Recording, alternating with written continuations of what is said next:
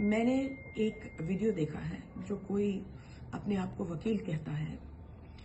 उसने ये कहा है कि जो नया कानून निकला है उसमें 291 सेक्शन में ये है कि अगर आप किसी भी कुत्ते को कंबल दो या खिलाओ तो आप उसके मालिक हो गए, और फिर उसके बाद अगर कुत्ते ने किसी को काटा या किसी के पीछे भागा या कुछ भी उसकी वजह से चोट आई तो आपको जेल में डाला जा सकता है और आपको फाइन देना पड़ेगा। ये बिल्कुल झूठ है। ये शायद ये वकील है भी नहीं, या अगर है तो उसको ये समझना चाहिए कि अगर मैं किसी को कंबल दे दूं या किसी को खाना खिलाऊं तो मैं उसके मालिक नहीं बन गई।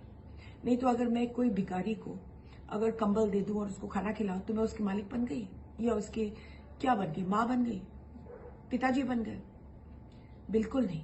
लाखों लाखों लोग इस देश में जानवरों को खिलाते हैं, चाहे गौशालों में, चाहे कुत्तों को, चाहे कोई भी जानवर को, चाहे चिड़ियों को।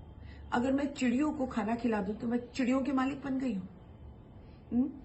अगर कल मैं भिखारी को 50 रुपए दे दूं और वो 50 रुपए के साथ उस भिखारी ने शराब पी लिया तो क्या मेरी गलती है? शराब के लिए मुझे उठाया जाएगा? ये बिल्कुल ही गलत है। सेक्शन 291 में कोई नहीं ये अप्लाई करता ही नहीं।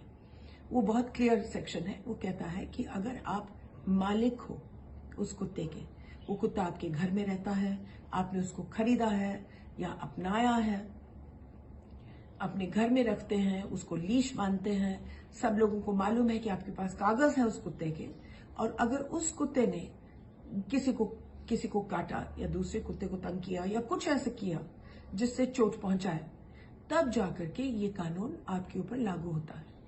लेकिन अगर आप देश के जानवरों को खिलाएं, अगर आप हिंदुस्तानी जानवरों को खिलाएं, चाहे गाय हो, चाहे बकरा हो, चाहे बिल्ली हो, चाहे कुत्ता हो, चाहे चिड़िया हो, तो ये कानून आपके लिए लागू नहीं होता।